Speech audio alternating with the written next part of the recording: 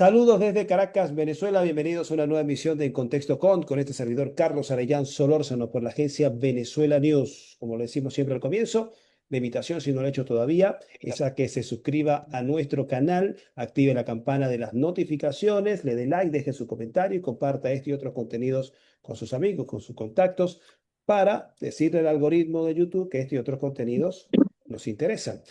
En esta oportunidad vamos a revisar el tema de la reforma constitucional en El Salvador, el cual da vía libre a la reelección indefinida del presidente Nayib Bukele. ¿Por qué es polémica esta decisión? Porque es criticada por los sectores opositores a lo interno del Salvador y algunos sectores también críticos fuera de ese país. Para revisar este tema, tenemos como invitada especial a Karina Sosa, ella es diputada al Parlamento Centroamericano por el partido Farabundo Martí de Liberación Nacional, a quien damos la bienvenida.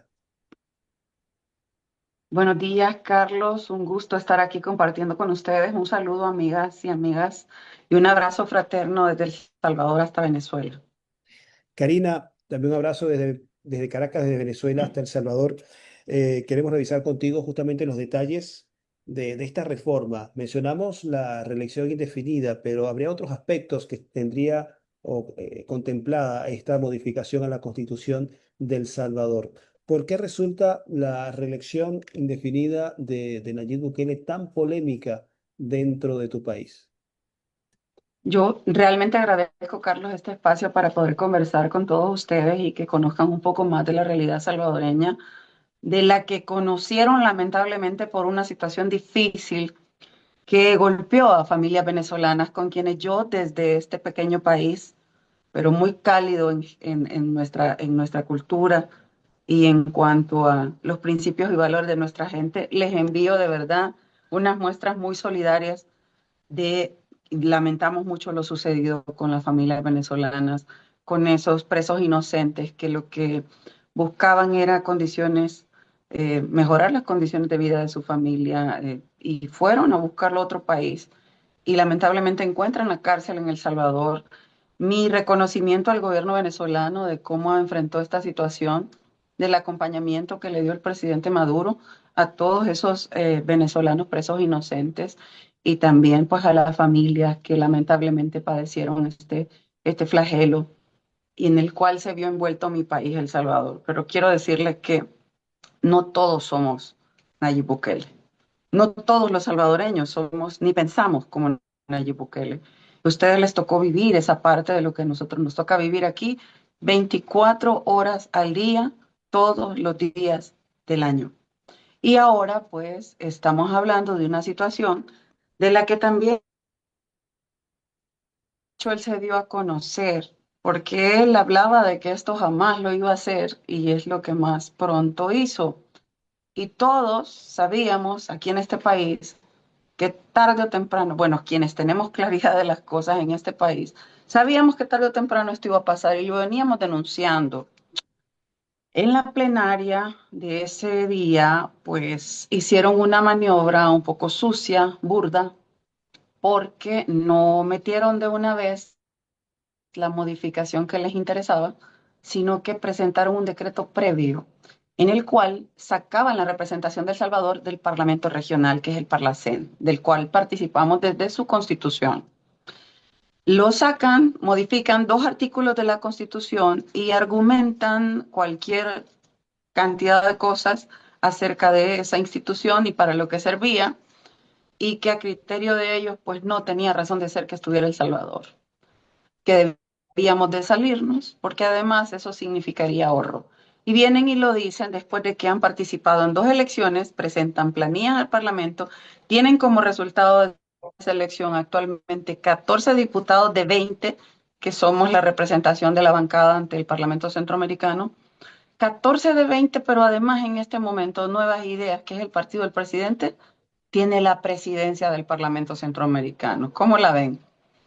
Y ha habido un ataque que ustedes no tienen idea a la institucionalidad por parte de los diputados de Nuevas Ideas en la Asamblea Legislativa para argumentar sacar al Parlamento, pero realmente lo que les interesaba era difundirlo como pólvora por las redes sociales, lo cual es una de las herramientas que ellos utilizan con su troll center, y difundir la noticia del Parlamento para bajarle perfil a la que seguía. La que seguía era una modificación también a la Constitución en varios aspectos. En primer lugar, ampliar el periodo de 6 a 5 años. En segundo lugar, que era lo más interesante para ellos, es la reelección indefinida. Quien se postule al cargo de presidente podrá reelegirse las veces que así lo considere. Y adelantan la elección de presidente del 2029 al 2027, le recortan años supuestamente a este periodo porque van tras la reelección indefinida. Dicen que lo hacen para ahorrar, porque en el 2027 se estarían dando las elecciones de Asamblea Legislativa, alcaldes y consejos municipales y la presidencia. Pero además quitan la posibilidad de una segunda vuelta, o sea que con un voto que gane la persona que gane, con ese voto será presidente, nada más. Ese era el verdadero asunto, ese era el verdadero kit del asunto. Ellos querían desde hace tiempo la reelección, pero además le dejan claro al mundo que para ser presidente en esta oportunidad violó la Constitución de la República de El Salvador, porque nuestra Constitución no tenía establecida la reelección y con esa modificación admiten la violación que hicieron en la elección pasada y compiten a Nayib Bukele violando la Constitución porque no tenía derecho a reelección. Ahora que la modifican, que tampoco lo han modificado de acuerdo a ley, porque para hacer esta modificación el año pasado hubo una modificación también al artículo 248 de nuestra Constitución, que establecía que para modificar la Constitución se requiere de que una legislatura la modifica y hasta la siguiente legislatura se ratificaba. Pero el año pasado ellos modificaron eso y le quitaron el candado a la Constitución porque venía esta reforma que era la de su interés real. Miren, es una maniobra bien burda, sucia, y además se ponen a ensuciar otras instancias del Estado con la porquería que estaban haciendo en ese día en la Asamblea Legislativa. Realmente mi país en este momento está en una condición muy deplorable. En este país las condiciones económicas de los salvadoreños están complicadas. Las deportaciones, nosotros tenemos un flujo muy marcado de migración desde hace tiempo, es histórico el flujo salvadoreño, pero se marca en periodos más adversos para nuestra población. Y actualmente no se dice que, por ejemplo, estamos teniendo ya no 2 vuelos de deportados a la semana de Estados Unidos, que es el país donde más buscan los salvadoreños migrar. Ya no es, ya no dicen que son 2. Ahora pueden ser 3 hasta 5 en la semana vuelos con salvadoreños deportados de Estados Unidos. Y tampoco se habla de las oportunidades que se le van a dar aquí. Y si esa gente quiere expresarse o decir algo, la meten presa. Ese es el Estado de Derecho que hay en este país. Aquí no hay institución que valga y que vele por la gente más desprotegida. Si alguien lo quiere hacer, también va a la cárcel. Vimos hace unos meses una comunidad que salió a protestar cerca de la residencia presidencial porque les estaban quitando sus tierras. Se llevó presos a los líderes de esas comunidades por pedir que intercedieran para que no les quitaran sus tierras. Es parejo. Aquí agarra parejo a quien se le ocurra y con eso lo que quiere es ir menguando las voces que denunciamos esos abusos y atropellos que él está haciendo únicamente para perpetuarse y para que todo el mundo le diga que es el presidente más cool del mundo, que le llena su superego, porque tiene un superego. A él no le interesa realmente la condición de vida que pueda tener la población salvadoreña y es algo muy lamentable que, bueno, desde estas voces vamos a seguir denunciando, porque nos duele El Salvador.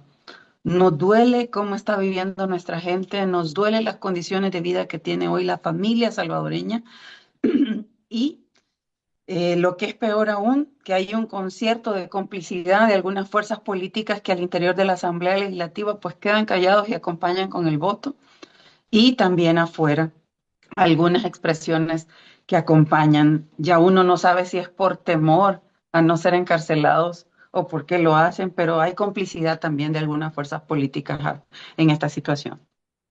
¿Cuáles eran las características de la Constitución ya reformada ahora que fueron, por ende, cambiadas. ¿Está estipulada antes algún tipo de reelección con algún tipo de periodo de por medio? ¿No era continua? ¿O simplemente presidente que pasaba, que gobernaba, ya no podía repetir? ¿Cómo logra Nayib Bukele, con qué mecanismo suprimir este obstáculo para reelegirse? Porque fue reelegido. Estaba diciendo que no fue constitucional, pero sucedió. Muy buena pregunta porque es que este es un trabajo largo. Esta es una estrategia de largo alcance que la empezaron a construir desde que se sentó por primera vez en esa silla presidencial. Desde esa vez, en el 2019, empezó a fraguar cómo iba a ser para quedarse las veces que quisiera en la presidencia. Y empezó a limpiar instituciones y empezó a trabajar por tener la mayoría en la Asamblea Legislativa. Su mayoría con la que podía hacer y deshacer. Y dicho y hecho, llegó su mayoría a la Asamblea Legislativa y en la primera sesión que tuvo esa Asamblea Legislativa con su mayoría, en esa primera sesión empezó a descabezar las instituciones claves que le garantizaban estabilidad al Estado y que procuraban que aunque no teníamos lo mejor, pero procuraban un mínimo de respeto a las diferencias, al pluralismo, al Estado de Derecho, que quedó barrido en esa primera sesión plenaria de esa Asamblea Legislativa donde él tenía su mayoría. Cambió la Corte Suprema de Justicia, puso sus magistrados, cambió al fiscal general de la República, él puso su fiscal y empezó a trabajar con esas instituciones en función de lo que ahora tenemos. Instituciones que están, miren, calladitas, no han dicho absolutamente nada. Posteriormente en el camino, pues cambió el Tribunal Supremo Electoral también, con una correlación obviamente a favor de él. Todo esto iba allanando el camino. Luego se da otra elección, que es la del año pasado, donde también busca garantizar la mayoría. Pero previo a la elección, amigas y amigos, oigan esto, modifica el código electoral. Cuando en el mismo código electoral se dice que un año antes de la elección no puede tener ese código modificación o no podía tener modificaciones, lo modifica y reduce los escaños de la Asamblea Legislativa para poder garantizar tener la mayoría en esa Asamblea Legislativa, de 84 a 60.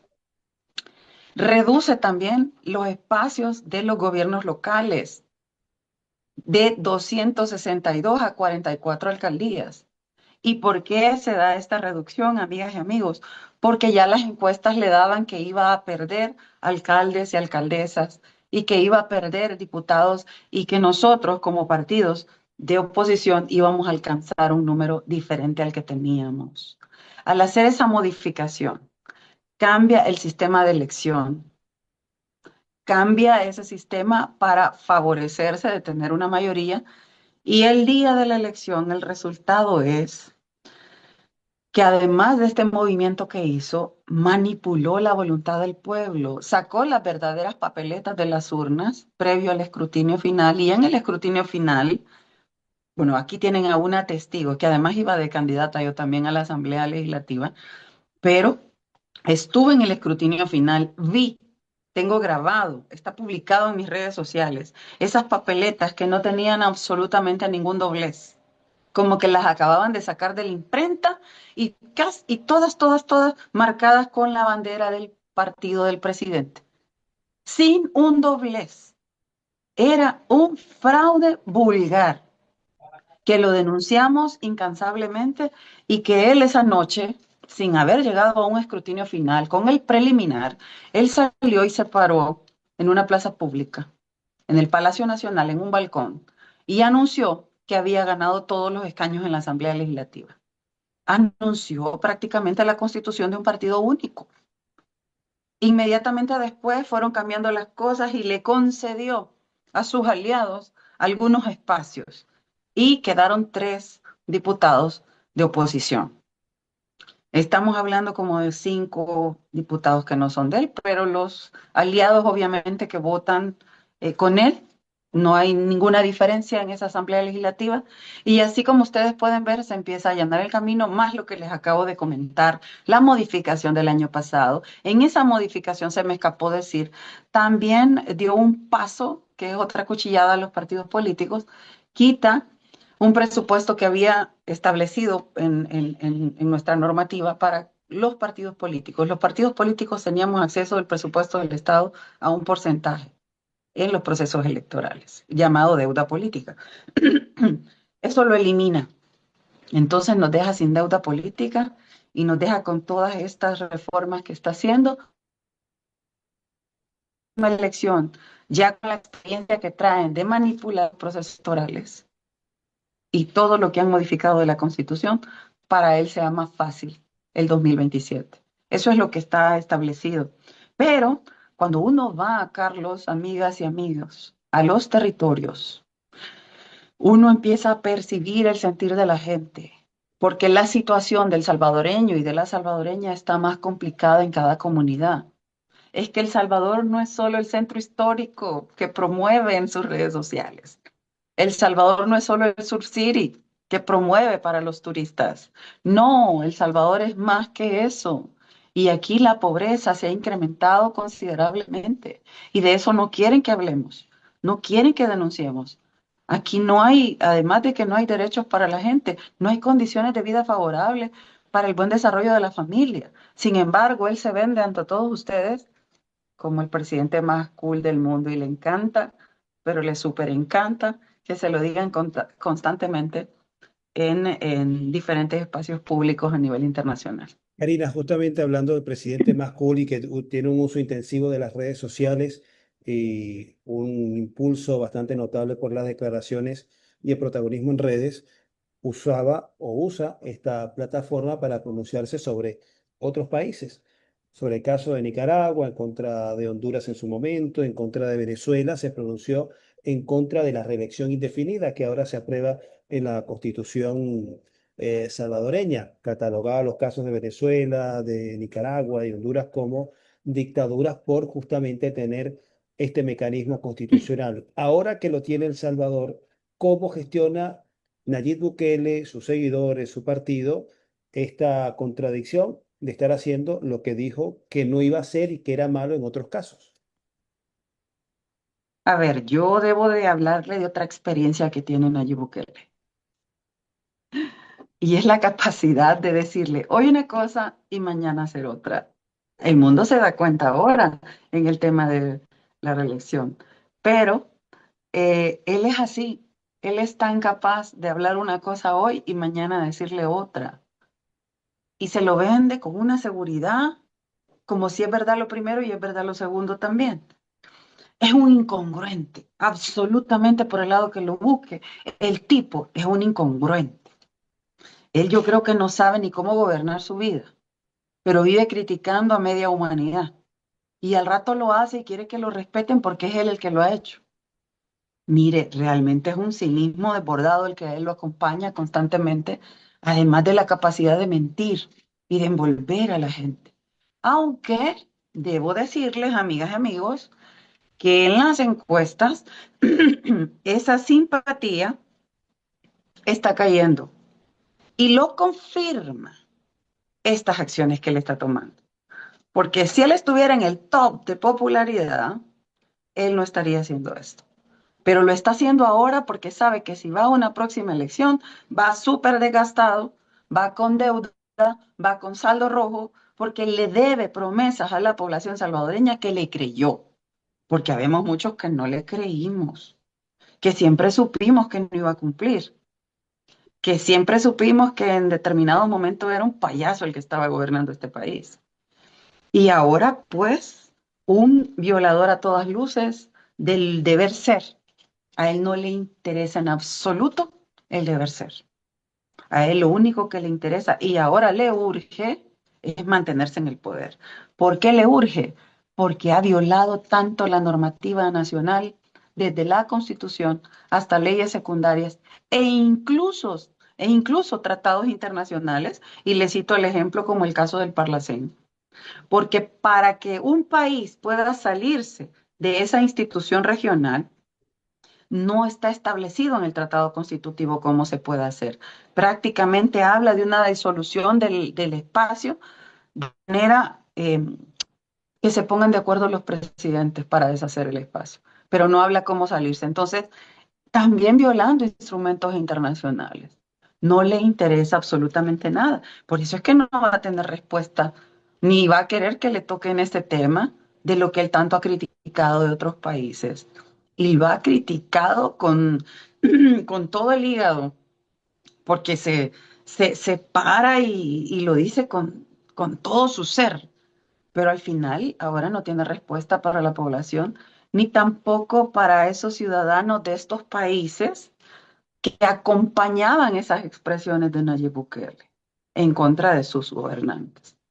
Ni esas personas tienen palabras para describir lo que Nayib Bukele ha hecho, que tanto criticó, que tanto señaló y que ahora lo está haciendo aquí en El Salvador. Y para Karina, la oposición, no sé si habla en nombre del Farabundo Martí para la Liberación Nacional, la reelección indefinida es un paso que convierte a un dirigente, en este caso Bukele, como un dictador, o es la forma en que avanzó hacia esa reforma de la Constitución. Teniendo en cuenta que hay A varios ver, países de la la, región, cons- aliados del Farabundo Martí, que tienen la reelección indefinida. yo he estado desarrollando en la entrevista la gravedad del asunto y hablé de la confesión pública que se hace con esta modificación. Con esta modificación, a 6 años y meses de estar gobernando el país, Nayib Bukele, con esta modificación le confirmo a usted y a todo el mundo que nunca hubo posibilidades para que él se reeligiera. Él violó la Constitución de El Salvador, revés y derecho, no solo con su reelección en la elección pasada, que no lo podía hacer, sino con otras acciones que ha venido implementando a lo largo de sus 6 años y meses en el ejercicio del cargo de la presidencia. Él es un tipo que no le ha interesado lo que está establecido, muy a pesar de que cuando se juramentó en el 2019 lo hizo sobre la Constitución de la República de El Salvador y juró respetarla y juró cumplirla. Y lo primero que hizo fue pararse sobre ella y caminar durante 6 años parado en la Constitución de la República. Eso no lo sabe el mundo. Y esa es una diferencia básica y fundamental con cualquier otra realidad. Nunca, jamás, nunca estuvo establecido que él pudiera reelegirse. Por eso varios de nosotros lo llamamos el inconstitucional, porque no tenía opción, no tenía derecho, no tenía posibilidades de acuerdo a nuestra constitución para hacerlo. Hace un par de semanas la modifican para que lo pueda hacer en el 2027. Le están confirmando al mundo que no podía hacerlo Nayib y que es un presidente inconstitucional. Karina, ¿quiénes son esos factores internos aliados de Nayib Bukele, los que dice que lo han acompañado, no sabe si por miedo, lealtad, chantaje, y que están suscribiendo esta reforma dentro del espectro político del Salvador? Bueno, hay 3 partidos políticos que lo acompañan en sus decisiones. Creo que únicamente 2 tienen representación en la Asamblea Legislativa. En el Parlamento Centroamericano también tienen representación otros 2 que lo acompañan, que no señalan ningún tipo de violación al actuar del presidente, que no acompañan a los sectores que salen a pedir que se respeten sus derechos, que guardan silencio, pero lo que es peor aún, en la Asamblea Legislativa se convierten en un número importante a la hora de votar y lo acompañan con su votación en contra del bienestar del pueblo salvadoreño.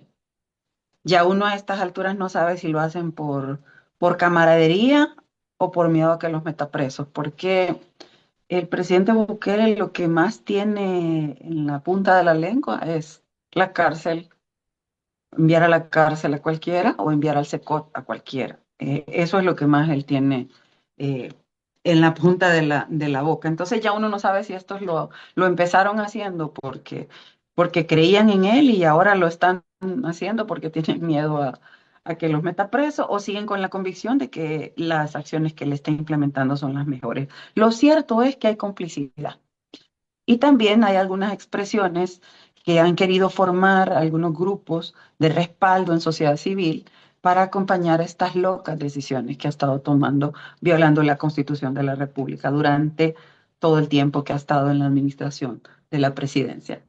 Pero, Pero, pero ¿cuáles son como esos le partidos, repito, Karina? Disculpa.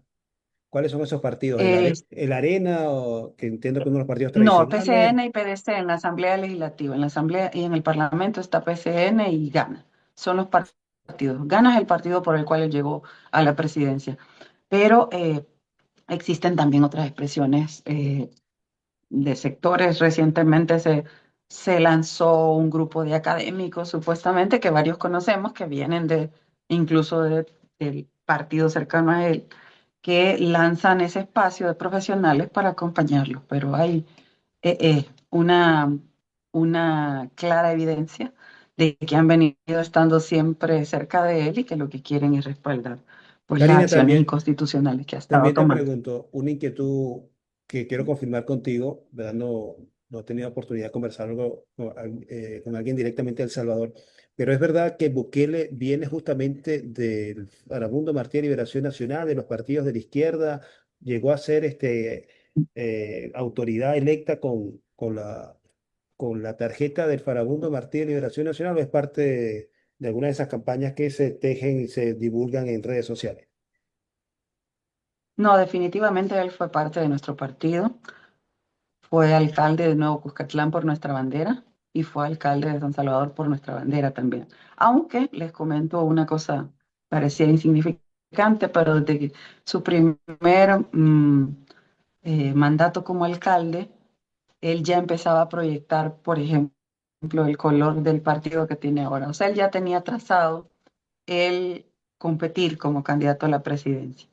Pero es de esas personas que entran por una puerta y salen por la otra y no se sintieron ni parte del espacio, ni tampoco aprendieron absolutamente nada del espacio en cuanto a principios y valores. Porque nosotros como partido tenemos una mística de trabajo, tenemos valores y principios y sobre todo tenemos una razón de ser histórica que no cambia, nunca cambiará. Y es procurar desde el espacio en el que participemos como partido procurar incidir para transformarle positivamente a la vida a los salvadoreños. Ese es y ha sido nuestro principal compromiso durante el tiempo.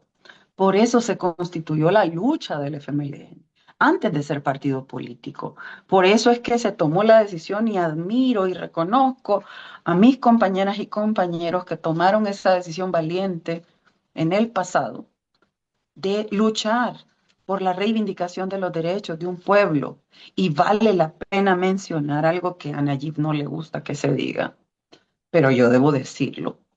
En este momento, muchas de esas cosas que originaron el proceso de la guerra, esas violaciones a derechos humanos del pasado en mi país, El Salvador, están siendo parte del presente, producto de las decisiones de Nayib Bukele.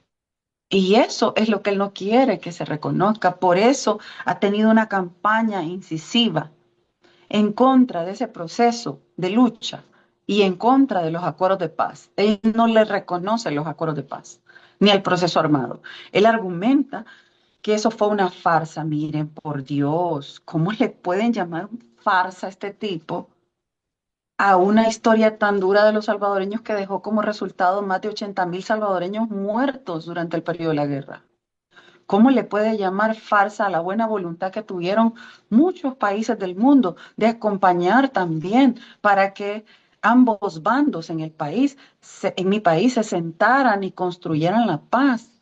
Hay muchos artífices de esa paz en El Salvador.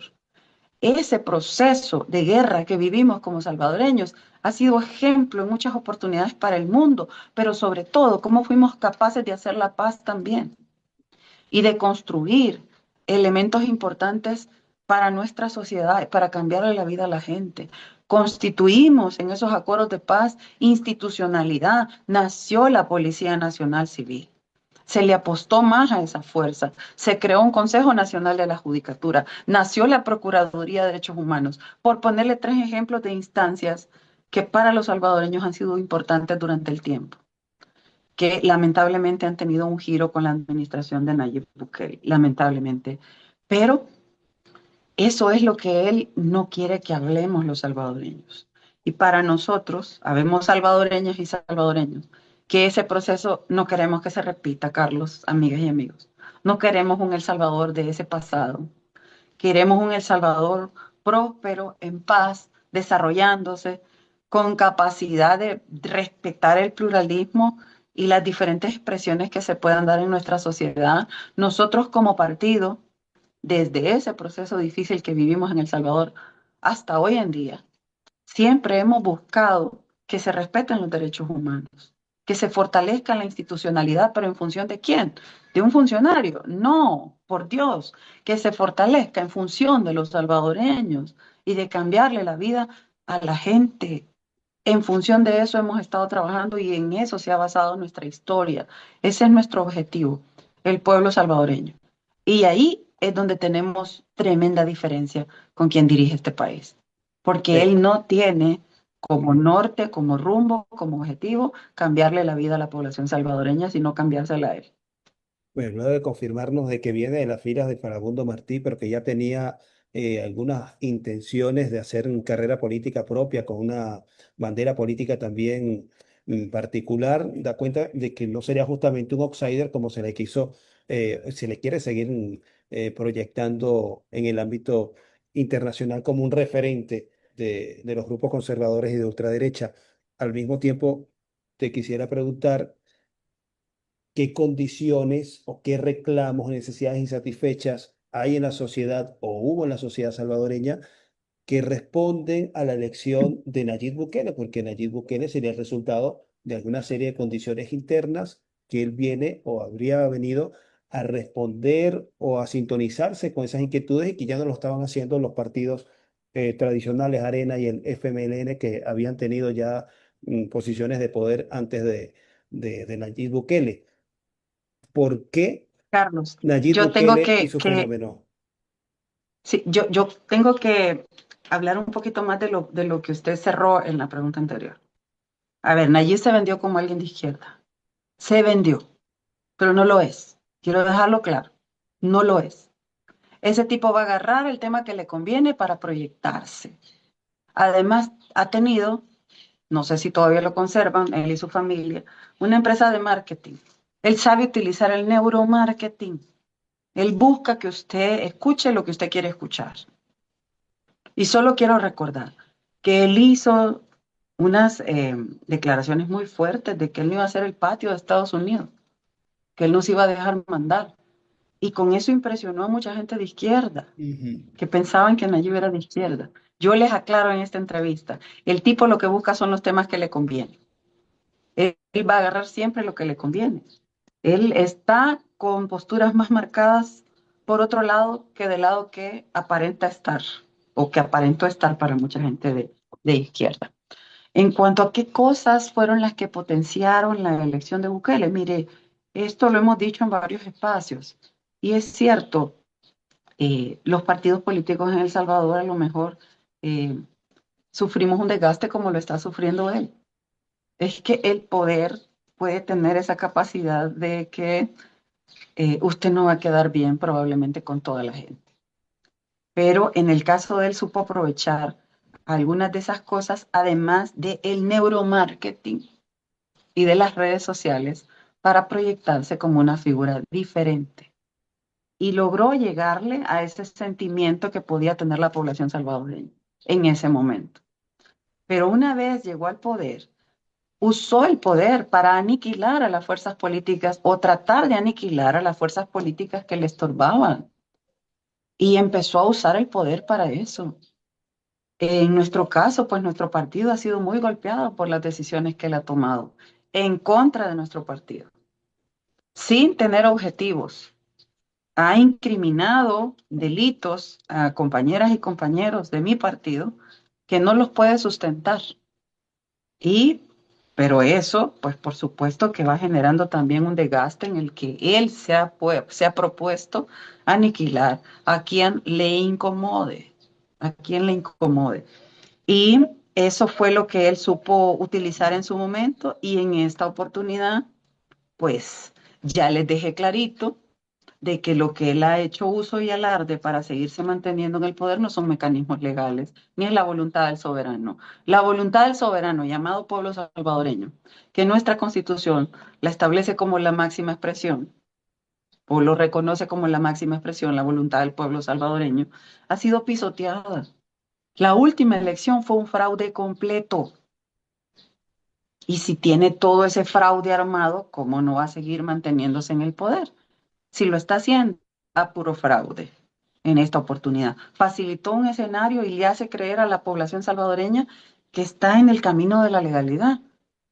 Pero además, si él hubiera actuado de verdad en el camino de la legalidad, en primer lugar, no se hubiera lanzado como presidente violando la Constitución en esta última elección. No lo hubiera hecho porque no tenía derecho a hacerlo. No le daba opción la Constitución. Y en segundo lugar, no hubiera modificado la cantidad de puestos que tenía la Asamblea Legislativa. ¿Cuál era el miedo? ¿Por qué salió a modificar los puestos que tenía la Asamblea Legislativa de 84 a 60?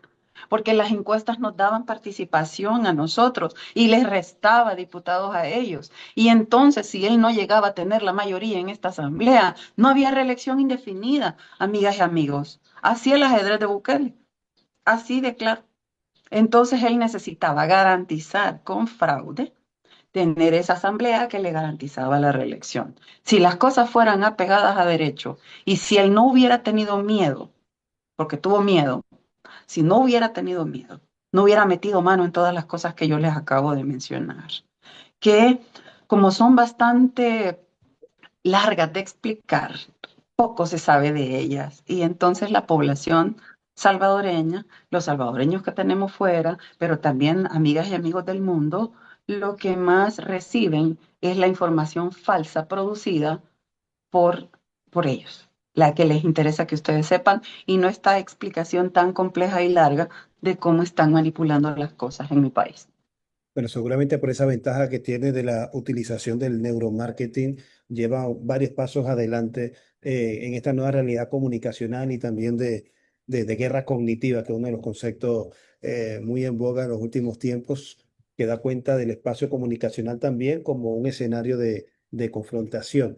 Te quería preguntar también lo relativo al tema de la ley, de la lucha contra la inseguridad, la criminalidad, que ha sido una de las banderas de Nayib Bukele, y por la cual a través de esos mecanismos de propaganda y de comunicación se ha logrado proyectar como un referente exitoso en esta materia, incluso diciendo que es el país más seguro de la región, por lo cual es una estadística poco manipulada, creo yo, porque creo que ese aspecto de inseguridad o de manejo de la criminalidad, donde prácticamente no suceden este tipo de eventos, entiendo que es Cuba, pero nunca se le menciona a Cuba que ha logrado, e incluso Nicaragua, tengo entendido que también tiene unos pasos muy adelantados con respecto al manejo de seguridad. Pero en el caso de Bukele, él ha sacado punta mucho de esto. ¿Cómo era el escenario? ¿Cómo es en la actualidad la vida de las personas, los salvadoreños, en relación a este tema de la seguridad ciudadana?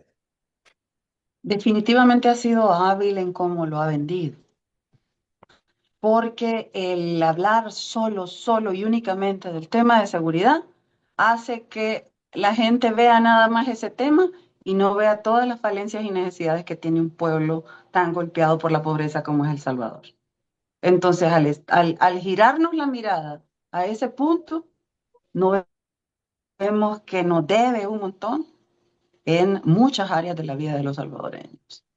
Y yo no voy a negar que las pandillas han sido un flagelo muy fuerte para las salvadoreñas y salvadoreños. Siempre que puedo expreso mi solidaridad a quienes han sido víctimas de las pandillas en mi país, lamentablemente. Pero hay algo que no sabe el mundo y que apenas asomó, incluso se supo públicamente que hasta órdenes de captura hubo, que no salieron públicas, pero que estaban giradas para periodistas que sacaron algo que nos ayuda a entender el tema del control de la inseguridad en El Salvador. Y es un pacto de Nayib Bukele con las pandillas. Hay un periódico, de periodismo investigativo, valga la redundancia, que nos develó a través de una entrevista que le hizo a un líder de una de las pandillas de cómo se había dado un pacto entre Nayib Bukele y las pandillas. Y ese líder de esa pandilla describe cómo fue ese pacto. Y entonces ayuda a entender cómo es que se ha logrado tener un supuesto control en este punto. Pero además el líder pandilleril expresa en esa entrevista que ellos eran los administradores de ciertos espacios públicos que se habían creado en este gobierno como espacios de sana convivencia ciudadana para los jóvenes en las comunidades. Y él confiesa que eran los administradores, que ellos trabajaban ahí y que las ganancias de algunos de esos espacios le quedaban a ellos. Y entonces usted ve que ya no paga la renta la señora del canasto, que le ponían renta antes a la gente, pero la está pagando el Estado. Y entonces le ayuda a entender muchas cosas que algunos en la población salvadoreña no habían entendido y que tampoco amigos y amigas del mundo entendían de cómo está realmente el tema de la seguridad. Lo que se vende es una cosa, pero lo que está debajo de la mesa es otra. Yo les invito a que busquen esa entrevista de El Faro para que les quede un poco claro, porque ahí está la confesión de uno de los líderes de pandillas. Pero además salió también públicamente, previo a esa entrevista, otra entrevista donde salían audios incluso de un funcionario del gobierno del presidente confesando cómo sacó del país a otro líder de otra pandilla. Lo sacó en su propio carro y lo dice en un audio. Y de eso no dice absolutamente nada, ni Bukele ni nadie de su gobierno. Tenemos confesiones, tenemos pruebas de que hay un pacto. Y eso es delicado, porque al final, ¿cuál es el costo real que está pagando el salvadoreño y la salvadoreña en este tema? ¿Cuáles serán sus consecuencias y qué puede pasar a futuro con El Salvador en este tema? Es algo que son preguntas de rigor que nos hacemos varios de nosotros en este país y que se las quiero compartir a ustedes. Esa es la verdad, amigas y amigos. No estoy diciendo nada que no haya salido ya públicamente. Quizás algunos de ustedes es primera vez que lo escuchan, pero les comento que por lo menos aquí en El Salvador ya tenemos algún tiempo de conocer sobre ese pacto. En el discurso dominante sobre Nayib Bukele, quien tiene una ventaja importante en la difusión de los contenidos en medios de comunicación y redes sociales, quien se ha apuntado una buena imagen por parte de esos medios hegemónicos, prácticamente este tipo de versiones muy poco trascienden y por ende pueden generar algún tipo de sorpresa en aquellas personas que se expongan por primera vez a este tipo de versiones que también nos ponen sobre la mesa que el resultado de la gestión sobre el problema de la inseguridad en El Salvador no sería justamente el resultado de un operativo de seguridad policial y de sus organismos de seguridad, sino el resultado de un acuerdo, un acercamiento político del Estado con estos grupos criminales, porque también entiendo a los cuales el discurso de Nayib Bukele quiere apuntar, que es a los otros sectores que respondían estos grupos de pandillas. Creo que en una oportunidad sí lo llegó a plantear de que prácticamente las pandillas operaban era porque tenían un acuerdo político con los otros partidos que gobernaron en El Salvador y que prácticamente ejercían ese control con una gran impunidad sobre la población, entonces generando así, endosando así un signo negativo sobre los partidos que gobernaron y que son en la actualidad la oposición. Una última reflexión sobre esto, Karina, para bueno, cerrar esta interesantísima conversación que esperamos sea la primera de varias que podamos agendar para tener información alternativa sobre El Salvador. Con muchísimo gusto, yo le repito, esta es una gran oportunidad para que ustedes, amigas, amigos venezolanos, sepan un poquito más de la realidad que estamos viviendo los salvadoreños.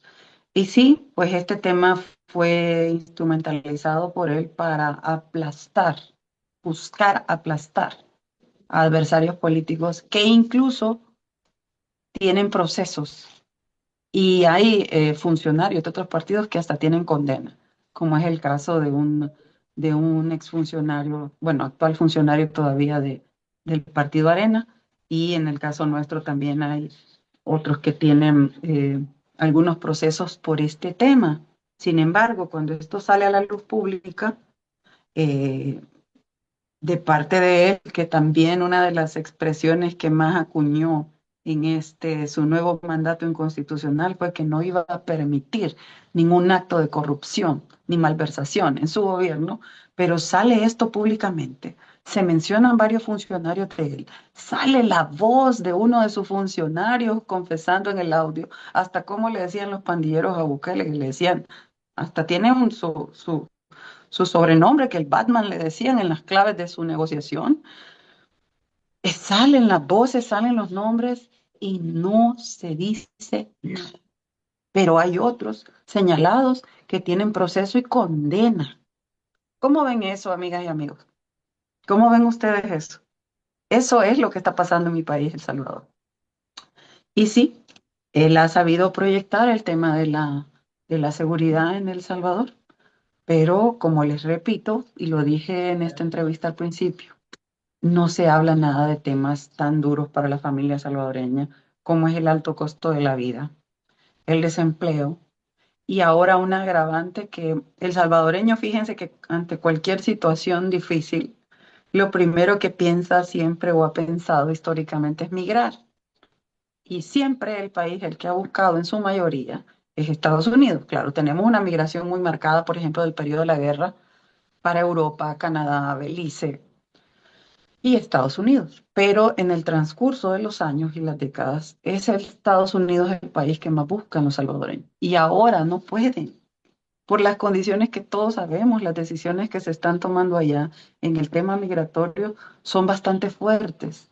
Entonces no pueden irse, no pueden arriesgar, pagarle a un coyote $15,000 o quién sabe cuánto para llegar a un país que pronto los va a sacar y los va a deportar. Entonces hay como una bomba que adentro de la falta de oportunidades adentro del país y sin mayores expectativas de poder moverse hacia Estados Unidos, que es donde casi un porcentaje importante de la familia salvadoreña tiene un vínculo familiar. Es una situación complicada con el agravante de que una comunidad no puede salir a expresarse en este país porque corren riesgo de que les apliquen el régimen de excepción. Miren, ese régimen de excepción ya tiene 3 años, 3 años. Díganme ustedes si por favor le encuentran el sentido a que se vende como el país más seguro del mundo. Desde hace tiempo lo ha vendido así como el más seguro del mundo, pero está manteniendo un régimen de excepción. Ese régimen de excepción establecido en la Constitución solo aplica para estados excepcionales como su nombre lo indica. Sin embargo, lo vienen prorrogando y prorrogando y prorrogando y ya tiene 3 años de estar siendo prorrogado y ya no es excepción, ya prácticamente es permanencia y bajo ese régimen no hay garantías ni derechos para la persona que es detenida. Si al policía le parece que usted es delincuente o que usted es pandillero, si usted tiene cara de eso para el policía se lo lleva preso. Y como dijo quien murió hace ya casi un año, el director de la policía, que por cierto todavía no tenemos director en la Policía Nacional Civil desde la muerte del director en el helicóptero, pero él dijo que los policías eran los jueces de la calle. Imagínense qué expresión más grave. Pues el régimen de excepción eso permite que los policías sean los jueces de la calle y que puedan llevarse a una persona por considerarla delincuente o pandillero. Y hay una ley que también permite que cualquier vecino pueda hacer una llamada anónima y señalar a cualquiera de pandillero y que lo lleguen a traer. Eso es lo que se vive en las comunidades, una situación bien complicada para nosotros los salvadoreños y aparentemente sin salida, pero bueno, yo soy una persona de mucha fe y yo sé que algún día veré mi país diferente, que algún día podremos salir de esta época tan oscura que nos ha tocado vivir y que volveremos a recuperar esa energía y esas características de los salvadoreños luchadores por salir adelante y sacar adelante a nuestro país. Yo tengo fe, tengo expectativa que nada es para siempre y peor las cosas que son tan difíciles y que están castigando tanto a un pueblo como las decisiones que se están tomando aquí en mi país.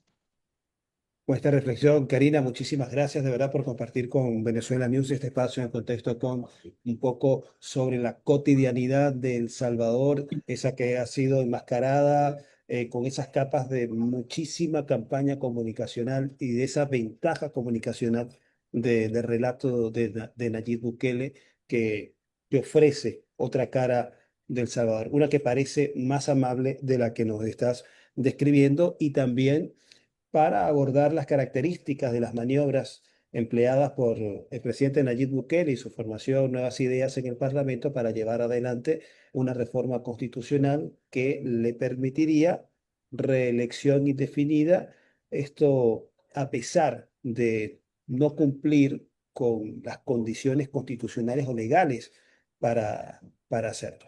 Así que bueno, desde este espacio, muchísimas gracias por tu participación. A todos ustedes también quienes han seguido esta entrevista, agradecidos. Dejen su comentario, denle like. Si no se han suscrito todavía, suscríbanse al canal de Venezuela News en YouTube. Es una de las formas que nosotros como usuarios le decimos a los caprichosos algoritmos de las redes sociales y del YouTube que este y otros contenidos de Venezuela News nos interesan. Desde Caracas, Venezuela, hasta una próxima oportunidad.